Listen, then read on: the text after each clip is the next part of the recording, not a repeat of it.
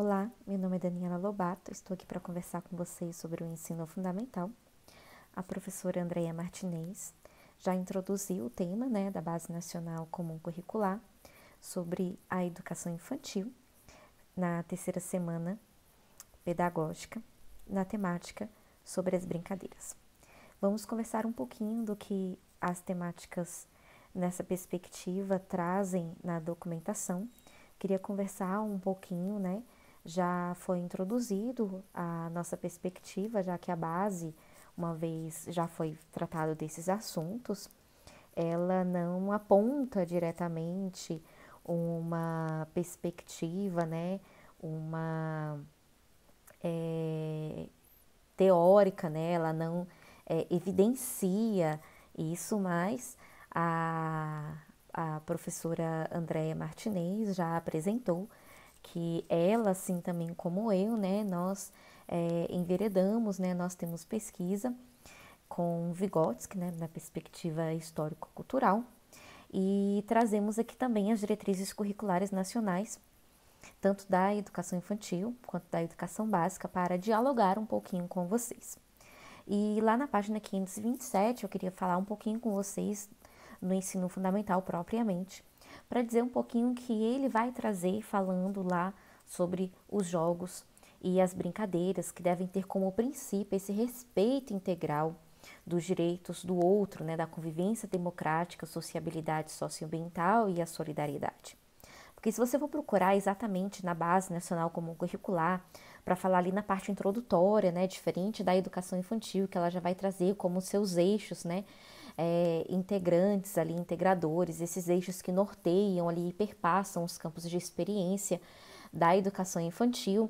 Na Base Nacional Comum Curricular, especificamente no ensino fundamental, você não vai ter como um do eixo estruturante isso que tem muito enraizado ali nos anos iniciais.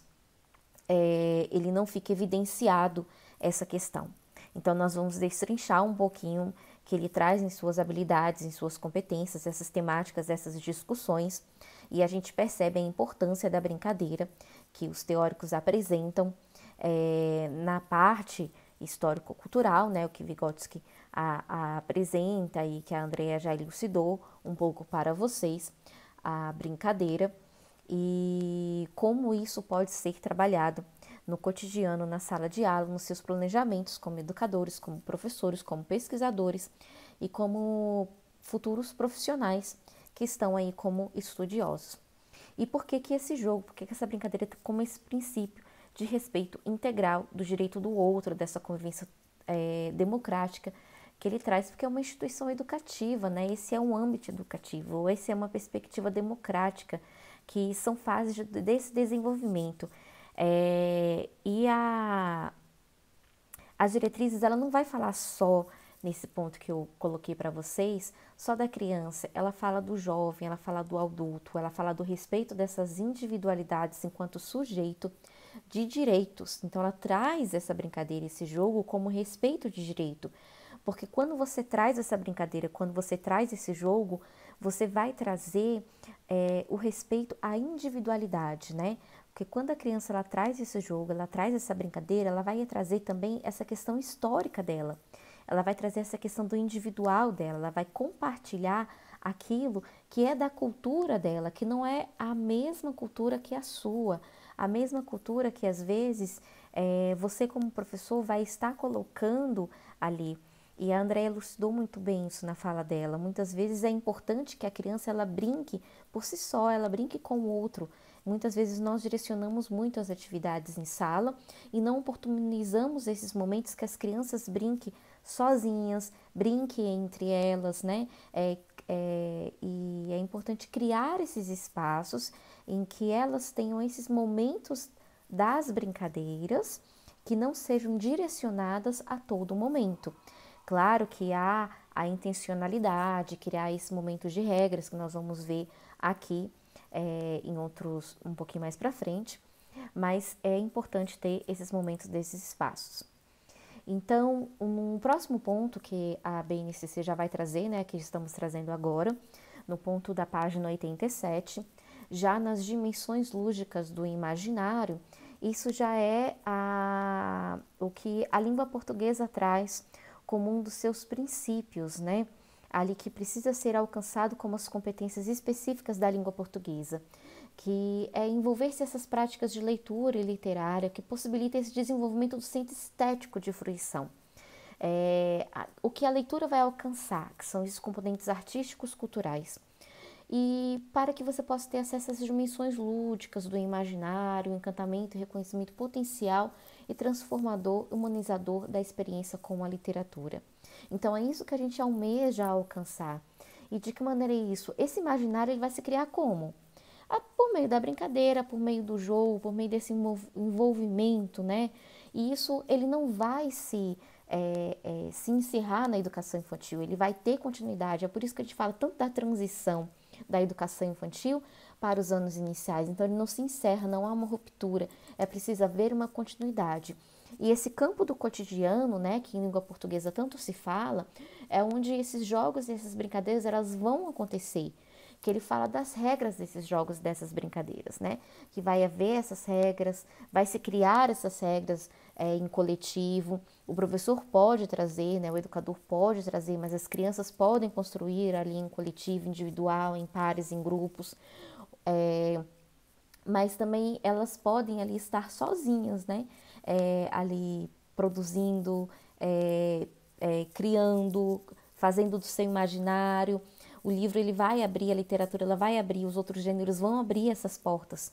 Isso nós estamos falando do cotidiano da língua portuguesa, e não só no primeiro ano, mas do primeiro ao quinto ano, por meio dos gêneros textuais, né, da literatura. Isso vai perpassar todos esses campos. E não só essa brincadeira, não só esse jogo na língua portuguesa. A música ela vai apresentar isso também. A música ela vai apresentar essa brincadeira.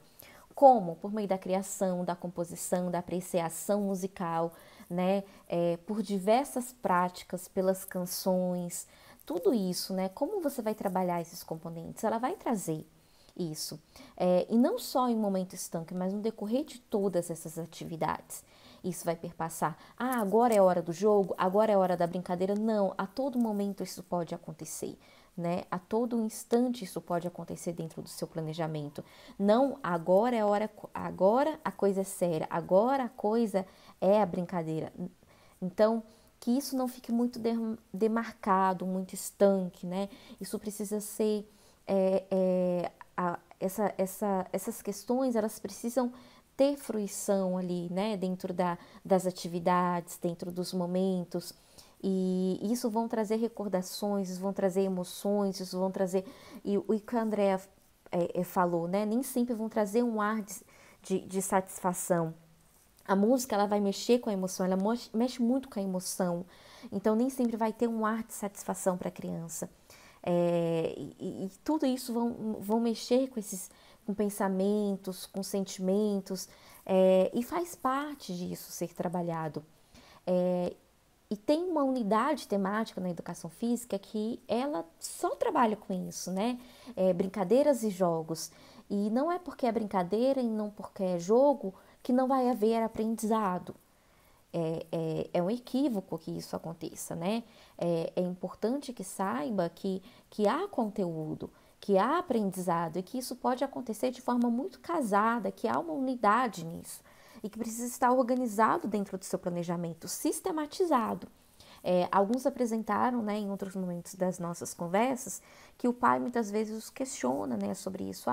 Só está tendo jogo, só está tendo brincadeira, mas se há um planejamento por trás disso, se você muito bem argumenta isso, né, se está muito bem articulado, não é que você precisa justificar o tempo todo, mas se há um conteúdo por trás disso, você está muito bem respaldado dentro dos seus planejamentos, né?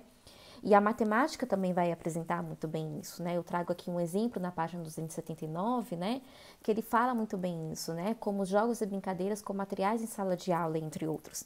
Então, se você apresentar primeiramente um material, por exemplo, qualquer outro material, é bom que a criança explore isso primeiro, né? Porque ela explora primeiro para que depois você possa usar esse material com uma finalidade. Por quê? Porque se ela não explora, se o ar curioso da criança não passa por isso primeiro, você não consegue dar a sua aula. Muitos já experimentaram isso, porque o ar curioso da criança vem primeiro, né?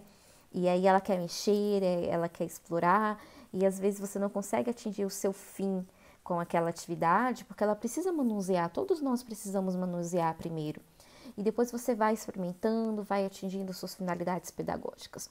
Então, assim, todo o aspecto da atividade, da brincadeira, do jogo, ele vai perpassar pelos componentes das habilidades e das competências dentro da base, né? Ele vai estar todo articulado ali nas ciências humanas, nas ciências naturais. Eu só trouxe aqui alguns exemplos para vocês. E vocês podem estar aprofundando muito mais. Usem sua criatividade, né? Usem o seu imaginário para poder estar aproveitando muito mais esses artifícios, né? Dentro do seu planejamento, explorar um pouco mais esses campos, né? Há sim aprendizagem com o jogo e com a brincadeira muito bem explorado, e é necessário que o imaginário perpasse tudo isso. Ele é importante para as aprendizagens. A brincadeira e o jogo é importante para as aprendizagens, né?